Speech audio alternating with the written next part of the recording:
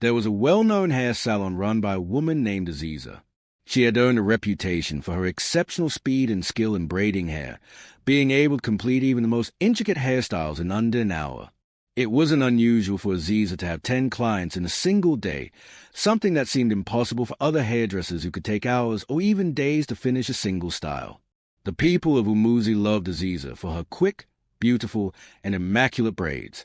Despite her popularity, Aziza had one strict rule in her salon, the no-mirror rule. From the moment a customer entered, they were warned to check their bags and ensure there were no reflective object with them. Mirrors, glass, or anything that could reflect was strictly prohibited. Most customers obeyed without question, as they loved Aziza's fast work and never thought twice about the rule. However, there were always whispers and curiosity about why Aziza maintained this strict policy. One day, a young woman named Linda came into Aziza's salon. She had heard about Aziza's incredible skills and was eager to get her hair done, but she had never heard of the no-mirror rule. As she entered, her bag was checked, but the staff didn't notice the small mirror in her pocket. After sitting down, Linda pulled out the mirror to show Aziza the hairstyle she had in mind. The moment Aziza saw the reflection, she snapped, "How dare you bring a mirror into my salon? Didn't you read the sign? No reflections allowed." Aziza yelled, clearly angry. Linda quickly apologized. "I'm so sorry. I didn't know about the rule." She immediately threw the mirror outside, not wanting to cause more trouble. She was determined to get her hair done quickly and without further delay. Aziza calmed down and started braiding Linda's hair, completing the style in just under an hour. Linda left the salon thrilled with her new look but couldn't shake the question of why Aziza had such an unusual rule. Curious and determined, Linda decided to return to Aziza's salon the next day.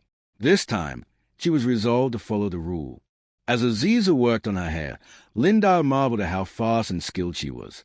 The braids were coming together effortlessly, and Linda could hardly believe how quickly it was all happening. Then, she heard a faint whisper as Aziza walked around her chair.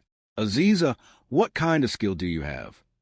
Linda asked, trying to understand how Aziza was able to work so quickly. "You make hair so fast, even style that usually take a whole day or two." Aziza smiled, her eyes glinting with a hint of mystery. "It's just a talent I have." But Linda's suspicions grew. She couldn't let it go.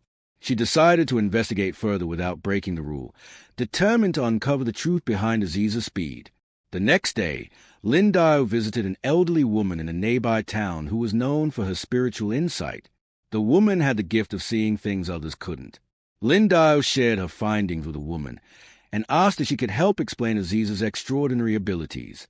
After hearing Linda's story, the elderly woman revealed the truth. "Aziza is aided by an evil spirit," she said, shocking Linda. "The spirit assists her in braiding hair so quickly. Every time Aziza begins a new client's hair, the spirit is there with her, helping her finish in record time. That's why she can do what no other stylist can." Linda was stunned by the revelation. The elderly woman continued, explaining that Aziza had unknowingly come into contact with this spirit when she was an infant. Aziza's mother had made a deal with the spirit, promising that when Aziza grew up, she would become a hairdresser so the spirit could touch as many women's hair as possible, drawing power from it. Aziza had discovered the spirit's influence as she grew older, but she felt trapped. She didn't know how to break free from the spirit's hold, and she feared for her life. The elderly woman also warned Linda that if anyone ever looked into a mirror while Aziza was braiding their hair, Aziza would die. That was why Aziza had enforced the no-mirror rule so strictly. She feared for her life. Determined to help, Linda begged the elderly woman to assist in freeing Aziza from the spirit. The elderly woman agreed and prepared a special mirror that could trap the spirit. She handed it to Linda and instructed her to bring it to Aziza's salon and begin reflecting the mirror around the room. The spirit, sensing the mirror's power, would try to fight it, but it would eventually be trapped. When Linda arrived at the salon the next day, she explained her plan to Aziza. Aziza was nervous but trusted Linda. "I've been wanting to be free from this spirit for so long," Aziza admitted, "but I never knew how." Linda started reflecting the special mirror around the salon, as the elderly woman had instructed. Almost immediately, the spirit grew furious, sensing what was happening. Aziza could feel its presence, and for the first time, she wasn't afraid. The special mirror began to glow, and the spirit struggled against it, trying to escape. But Lindial's mirror was too powerful. Slowly, the spirit was drawn into the mirror, trapped in its reflection. Aziza felt a weight lift off her shoulders as the spirit was finally contained.